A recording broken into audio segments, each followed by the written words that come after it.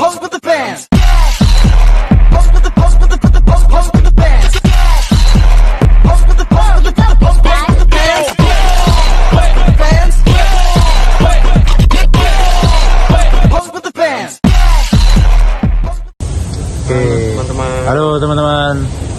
Perkenalan dulu ya Mas. Ya, perkenalan dulu. Oke. Mas Dika.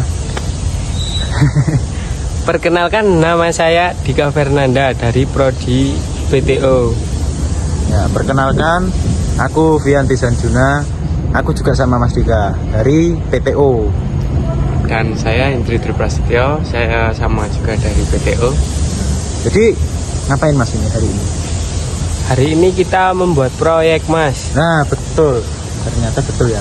Hari ini di kesempatan kali ini kita ada tugas mata kuliah dari mata kuliah Matematika Teknik untuk membuat proyek tentang analisis perhitungan di rem tromol dan rem cakram menggunakan rumus gaya dan rumus energi kinetik.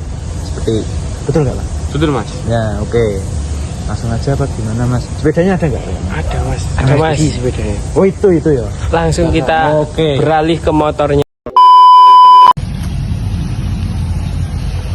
Halo Mas Pian. Oke, teman-teman. Halo. Saya Mas. boleh tahu nggak Mas spesifikasi sepedanya untuk proyek kali ini? Oke, boleh banget. Jadi ini sepeda saya Mas untuk kegiatan proyek kita kali ini. Ini sepeda saya teman-teman, yaitu Honda Vario 150. Untuk tahunnya sendiri ini di tahun 2016. Honda Vario 150 tahun 2016. Nah, untuk spesifikasinya sendiri yang berhubungan sama proyek kali ini yaitu massa atau berat sepeda ini sendiri ya Mas. Ini beratnya sekitar 109 kg kalau nggak salah, saya lihat di web Honda itu. Nah, jadi untuk sepeda saya itu ntar digunakan di objek yang pertama yaitu rem cakram. Nah, ini objeknya yaitu rem cakram.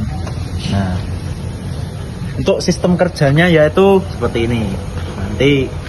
Nanti dimasukin video lah. Nah, Objek kedua, kita menggunakan Vario 125 tahun 2025. Untuk beratnya ini sekitar 111-112. Nah, yang kita gunakan untuk proyek kali ini yaitu rem tromol dari motor Vario ini. rem tromolnya di belakang ya Mas? Iya, Mas. Ya, betul sekali. Nih, rem tromol. Oke. Mas Hendri mana Mas Hendri? Baik, saya sih di sini sebagai joki atau pengendara ya. Berat saya sendiri 44 kg, tinggi saya kisaran 162 kg. Saya sudah siap menggunakan safety sebagai helm, kacamata dan juga sepatu. Saya akan mengendarai dua sepeda yang berbeda untuk mengetahui perbedaan lebih efektif mana rem cakram atau rem tromol. Nanti penjelasan keefektifan dan keperbedaannya akan ada di video berikut ini. Rem tromol bekerja dengan mengubah energi kinetik menjadi energi panas melalui gesekan. Fungsi utama rem tromol pada sepeda motor adalah mengurangi atau menghentikan kecepatan roda belakang. Berikut cara kerja sederhananya. Ketika tuas rem ditekan, maka kabel rem akan menarik silinder rem yang menyebabkan sepatu rem di dalam tromol terdorong keluar. Ini membuat kampas rem yang terdapat di dalam drum akan berbenturan di dalam dinding drum, maka menciptakan gesekan dan mengurangi kecepatan roda. Proses ini menghasilkan panas dan efeknya adalah pengurangan kecepatan laju sepeda motor. Rem cakram sendiri digunakan pada hampir setiap motor yang diproduksi saat ini. Alasannya, rem cakram itu sangat pakam. Dan untuk mendapatkan pengereman yang pakam itu, kita cuma menekan tuas rem dengan tenaga kecil saja. Lalu bagaimana cara rem cakram bisa melakukan pengereman dengan pakam meski dengan penekanan yang kecil? Ada dua faktor yang memungkinkan itu dapat terjadi. Pertama, karena arah gesekannya. Yang kedua, karena mekanisme power rem yang mampu melipat gandakan input yang dikenakan pada tuas rem. Mari kita bahas satu persatu. Jadi, sistem rem mampu menghentikan putaran roda karena ada gesekan antara komponen dinamis yang terhubung ke roda dan komponen statis yang terhubung ke chassis motor. Khusus pada rem cakram, gesekan ini arahnya saling menjepit. Sehingga ketika terjadi gesekan, tekanan sepasang kampas rem ini jadi lebih kuat. Tapi bagaimana cara menggerakkan kampas rem agar bisa menjepit piringan rem? Untuk urusan ini, kita memerlukan sebuah mekanisme penggerak rem. Selain berfungsi untuk menggerakkan kampas rem, mekanisme ini juga bisa melipat gandakan power yang kita berikan pada tuas rem. Inilah sebabnya rem cakram itu terasa ringan. Untuk melakukan hal tersebut, mekanisme ini menggunakan hukum Pascal. Hukum Pascal sendiri dipakai pada perangkat hidrolik untuk melipat gandakan power outputnya. Kita balik ke rem cakram. Kalau Anda sering lihat ada komponen kotak di dekat tuas rem, ini adalah reservoir dan silinder input. Reservoir berfungsi untuk menyimpan minyak rem, sementara di dalam silinder input terdapat piston yang berfungsi untuk menekan minyak rem. Sementara di bawah terdapat kaliper rem, yang di dalamnya ada piston dengan diameter jauh lebih besar dibandingkan piston input. Kedua komponen ini dihubungkan oleh sebuah selang tekanan tinggi. Ketika kita tekan tuas rem, piston input akan bergerak dan mendorong minyak rem. Minyak rem akan mendorong piston di dalam kaliper sehingga kampas rem bisa menjepit piringan rem. Dan terjadilah pengereman.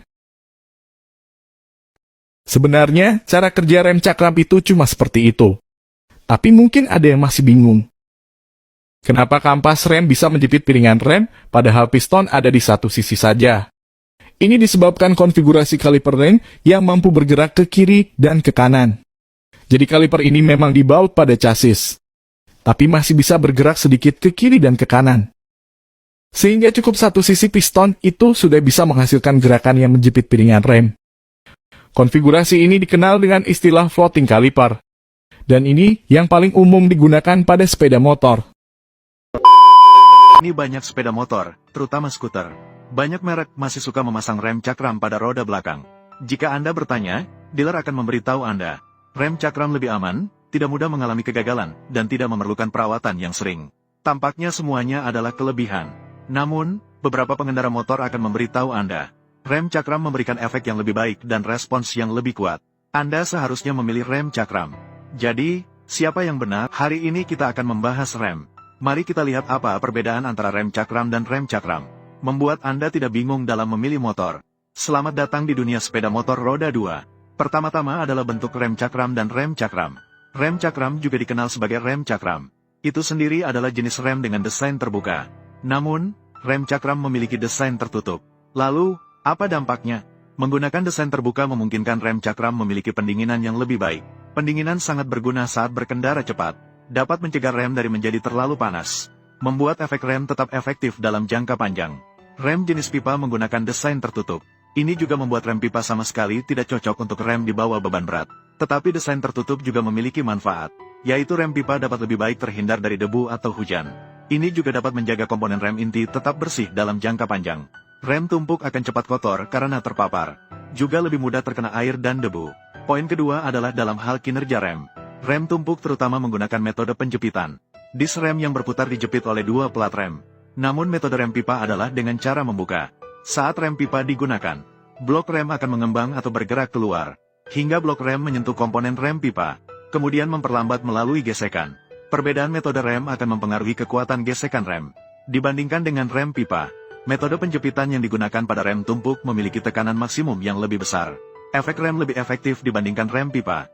Namun karena tekanannya lebih kuat, pelat rem pada rem tumpuk akan lebih cepat aus, membuat pelat rem habis lebih cepat. Jadi meskipun efek rem pipa sedikit lebih buruk, namun blok rem lebih tahan lama. Sekarang kita akan membahas dari sudut pandang keamanan. Sistem rem adalah komponen penting yang mendukung keselamatan berkendara. Jadi jika sistem rem tidak memenuhi persyaratan keamanan, maka seberapa baik pun sistem rem Anda, apa artinya? Meskipun efisiensi rem belakang cukup rendah, tetapi sebenarnya rem belakang lebih aman dibandingkan rem bertumpuk. Ini bukanlah kelemahan dari rem bertumpuk. Tetapi jika Anda pernah merasakan rem bertumpuk, kelemahan terbesar dari rem bertumpuk adalah mudah mengunci. Sepeda motor yang menggunakan rem bertumpuk pada roda belakang. Jika Anda tidak memiliki ABS, maka di permukaan jalan yang licin, roda belakang dapat dengan mudah mengunci. Roda yang terkunci akan membuat sepeda motor kehilangan kendali. Ini juga sangat mungkin menyebabkan kecelakaan. Jadi, meskipun rem bertumpuk memiliki efek pengereman yang lebih baik, tetapi tidak dapat menjamin keselamatan. Ini juga karena efek pengereman rem belakang tidak terlalu kuat. Jadi roda sulit untuk mengunci. Ini membuat sepeda motor dengan rem belakang lebih mudah untuk dikendalikan. Namun, ini berbeda dengan sepeda motor yang sudah dilengkapi dengan ABS. ABS adalah sistem yang mencegah penguncian roda. Selama Anda tidak melakukan hal-hal aneh saat mengerem, sepeda motor tidak akan mengalami penguncian atau selip. Tetapi sepeda motor yang dilengkapi dengan ABS biasanya lebih mahal. Aspek lainnya yang berbeda adalah penampilan. Banyak orang sebenarnya sangat peduli dengan penampilan sepeda motor. Dan rem cakram sering terlihat lebih modern dibandingkan rem tromol. Lebih banyak berolahraga. Ini juga membuat banyak orang lebih bersedia mengeluarkan uang lebih untuk memilih rem cakram. Jadi kembali ke pertanyaan awal. Mana yang lebih baik, rem cakram atau rem tromol? Di atas kertas, rem cakram lebih baik. Tetapi jika rem kombinasi Anda tidak memiliki ABS, maka Anda akan menghadapi kemungkinan bahaya. Namun jika Anda memilih sepeda motor yang dilengkapi dengan ABS, maka jelas rem kombinasi akan lebih baik. Meskipun saat ini banyak sepeda motor masih menggunakan kombinasi rem depan dan rem belakang tromel, terutama pada skuter pemula. Seringkali, kendaraan yang lebih fokus pada komuter ini akan dilengkapi dengan rem belakang cakram. Ini dapat membuat Anda lebih tenang. Tidak perlu sering untuk pemeliharaan. Juga tidak mudah untuk rem menjadi macet. Jadi, apakah lebih baik rem kombinasi atau rem cakram? Semua tergantung pada kebutuhan Anda. Jika Anda hanya berkendara sehari-hari, maka sepeda motor dengan rem depan kombinasi dan rem belakang tromel yang dilengkapi ABS sudah cukup untuk penggunaan Anda. Tetapi jika Anda lebih menyukai berkendara, ingin lebih banyak kesenangan dan keamanan, maka Anda pasti harus memilih sepeda motor yang memiliki rem kombinasi di depan dan belakang. Tidak tahu apakah Anda pernah mengendarai sepeda motor dengan rem cakram? Apakah Anda merasa efek pengereman lembek dan tidak kuat? Atau apakah Anda lebih suka rem cakram yang aman dan tidak merepotkan ini? Ya, dan itulah video penjelasan singkat mengenai rem tromol dan juga rem cakram, beserta juga perbedaannya. Kalau begitu kita bisa lanjut untuk pengaplikasiannya di kehidupan nyata. Let's go. Oke, kali ini kita bersama Mas Hendri. Say hello dulu Mas Hendri. Oke, jadi Mas Hendri menggunakan safety dulu. Nah, dengan menggunakan helm dan juga sepatu, betul sekali. Nah, ini untuk lintasan proyek kita teman-teman. Jadi panjang lintasannya 100 meter. Dan di sana juga sudah ada Mas Dika.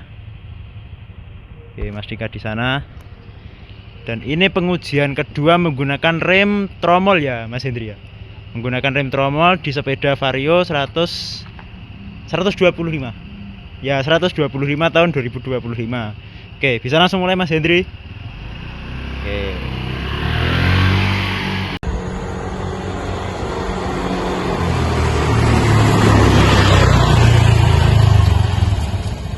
Oke, ayo kita cek dulu Mas Dika. Silakan buka-bukan sepedanya Mas Hendri. Oke, jadi jaraknya lumayan ya. Perkiraan berapa meter ini Mas? 18 ada ya kayak? Kalau dari jarak mulai pengereman sampai berhentinya sih 18 ini Mas. Perkiraan 18 meter ya Mas? Ya Mas. Oke, sekarang kita lanjut. Nah oke, masih di lintasan yang sama. Tadi ini kesalahan teman-teman sebenarnya yang rem tromol tadi uji coba pertama, dan sekarang uji coba kedua menggunakan rem. Ya betul, menggunakan rem cakram. Untuk Nah, safety masih sama saja. ya masih sama menggunakan helm dan juga sepatu tentunya. Nah ini media prakteknya menggunakan sepeda Vario 150 tahun 2016 untuk menggunakannya untuk sebagai uji coba kedua menggunakan rem cakram. Nah, estimasi jaraknya masih sama teman-teman, kurang lebih sekitar 100 meter. Udah siap Mas Hendri? Oke, langsung saja. Oke, silahkan Mas.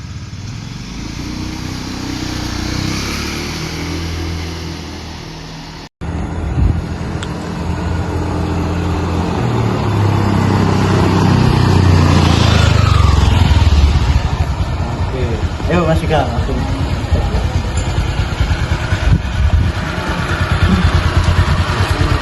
Ternyata lebih pendek ya.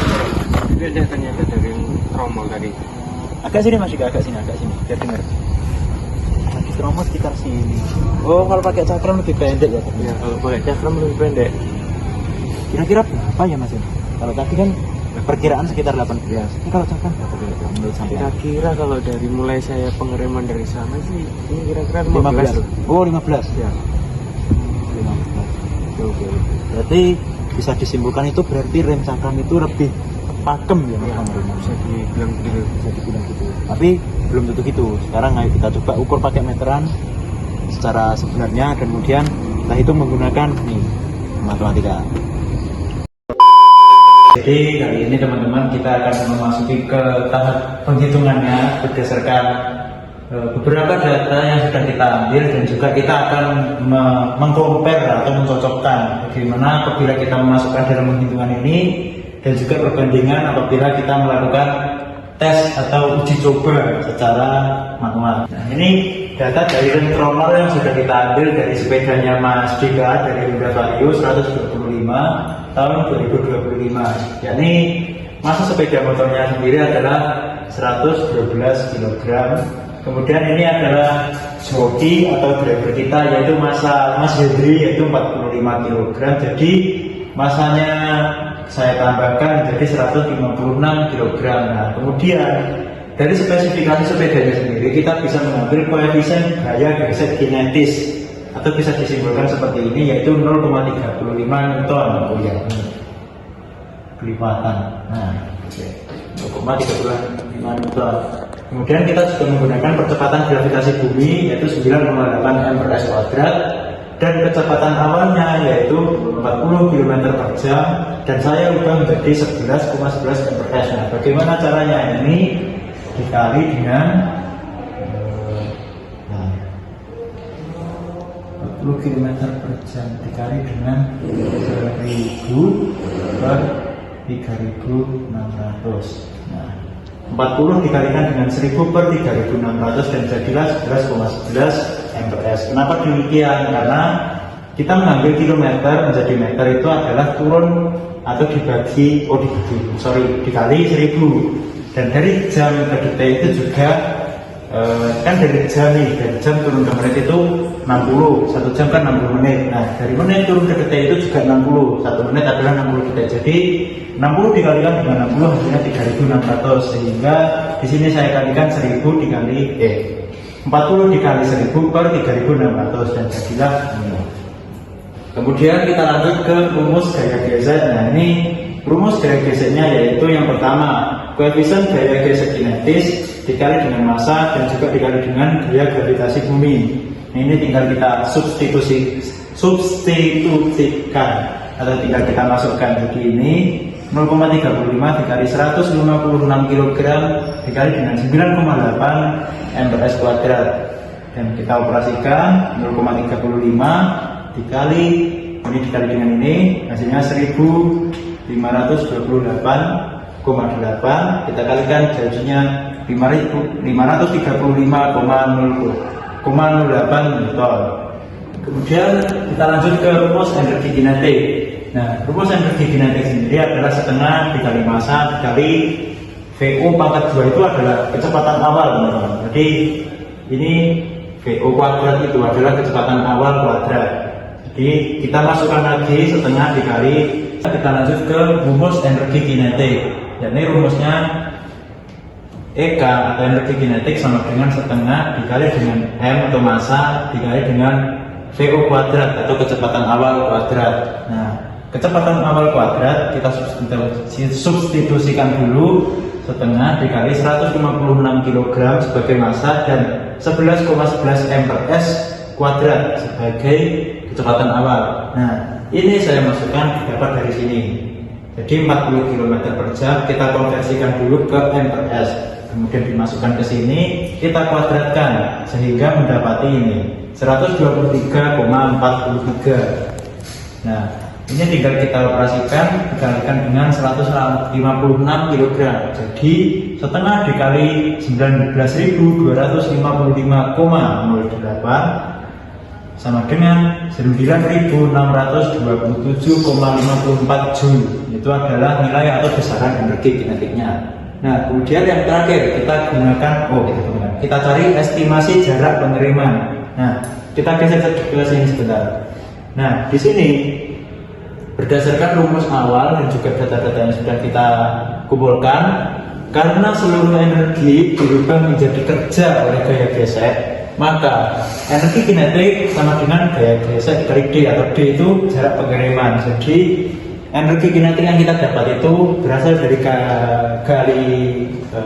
hasil kali gaya gesek yang tadi dan juga jarak pengereman kita. Itu rumus seharusnya. Akan tetapi karena di sini kita masih mencari ini, kita masih mencari jarak pengereman, jadi tinggal kita balik rumusnya. Jadi seperti ini, jarak pengereman sama dengan energi kinetik per gaya gesek, seperti itu. Jadi tinggal dibagi. Energi kinetik kita sudah mengetahui 9.627,54 Joule, kita bagi dengan gaya gesek kita 535,08 Newton. Nah, jadinya sama dengan kurang lebih atau mendekati 17,99 meter. Jadi ini adalah estimasi jarak pengereman kita menggunakan rem tromol seperti itu dengan kecepatan 40 km per jam atau kecepatan 11,11 mph seperti itu. Oke, kita akan lanjut ke rem cakram setelah ini. Sekarang kita masuk ke rem cakram teman-teman. Ini menggunakan sepeda saya Vario 150 tahun 2016. Nah, untuk massa sepeda saya sendiri yaitu 109 kg, sedikit agak ringan daripada sepeda Mas Dika. Dan ini tadi masanya Mas Hendri itu sebenarnya 44 kg teman-teman, bukan 45 kg. Jadi tadi sedikit kesalahan teman-teman, mohon maaf. Dan juga koefisien gesek kinetis pada sepeda saya itu 0,4 Newton. Sedikit berbeda juga dengan punyanya Mas Dika. Tadi kan punya Mas Dika 0,35 ya, 0,35 Newton.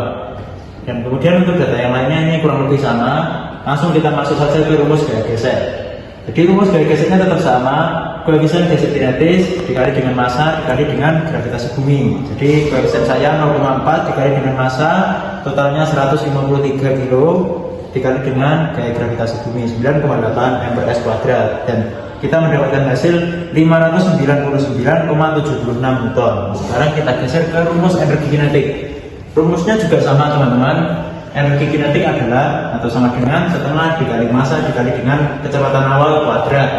Ya, jadi kita tinggal substitusikan aja setengah dikali 153 kg dikali 11,11 mph kuadrat sebagai kecepatan awal. Nah, ini juga masanya 153 kg, kita kalikan dengan ini, kita mendapati energi kinetiknya 9.442,39 Joule itu. Nah, kemudian estimasi jarak pengeremannya kita menggunakan fungsi bukan fungsi sih sebenarnya. Ini kesimpulan yang sama seperti tadi teman-teman. Karena seluruh energi dirubah menjadi kerja gaya gesek, jadi ini kita tetap gunakan dan kita mencari estimasi jarak pengeremannya dengan cara membagi energi kinetik dengan gaya geseknya seperti itu. Nah, energi kinetik kita masukkan 9.442,39 Joule dibagi dengan 599,76 Newton. Nah, jadi kita mendapati hasil kurang lebih sama dengan atau mendekati 15,74 meter. Nah, ini adalah hasil estimasi jarak pengereman untuk rem cakram kali ini. Kalau tadi untuk yang rem tromol itu 17,99 meter, ini yang cakram 15,74 meter. Sekarang ini adalah yang pertama, ini estimasi berdasarkan rumus yang sudah kita gunakan, dan ini adalah hasil uji coba. Data dari hasil uji coba kita menggunakan langsung di video yang tadi. Nah, ini estimasi yang pertama yaitu antara rem cakram nih. Nah, ini setelah kita ukur menggunakan meteran, teman-teman mendapati jarak pengereman kita mendapati 15,95 meter. Sedangkan apabila kita menggunakan rumus berdasarkan data-data yang kita dapat tadi, kita mendapati hasil kurang lebih 15,74 meter. Jadi juga sedikit mendekati ya teman-teman, atau nilainya itu seripit gitulah, mendekati ya teman-teman. Nah, rem tromol ternyata juga seperti itu. Setelah kita ukur menggunakan meteran tadi dari Mas Hendri, kita menggunakan meteran, kita mendapatkan hasil 18,10 meter. Ini 18,10 apa 18,10 kurang gitulah pokoknya tadi. Nah, setelah kita menggunakan rumus, kita mendapatkan estimasi jarak pengiriman dari rem tromol itu 17,99 meter atau 18 meter kurang 1. Nah, itu. Jadi ternyata mendekati teman-teman, dan apa yang kita masukkan dalam rumus itu ternyata juga berkesinambungan. Jadi mulai dari dasarnya ada gesek, kemudian di sini juga ada energi kinetik yang terhasilkan seperti itu. Oke. Terima kasih teman-teman telah menonton proyek kita hari ini. Oke, semoga bermanfaat dan tentunya memberikan apa? Manfaat Iya, bagi semua. manfaat. Pokoknya semoga bisa memberikan manfaat dan menjadi bekal kami untuk pembelajaran selanjutnya. Iya. Ini jadi kita, Mas. Henry, saya nggak bisa berkata-kata gitu. Waduh, ya itulah Yang pokoknya. penting bukti nyata. Oke, terima kasih. Terima kasih. See you teman-teman.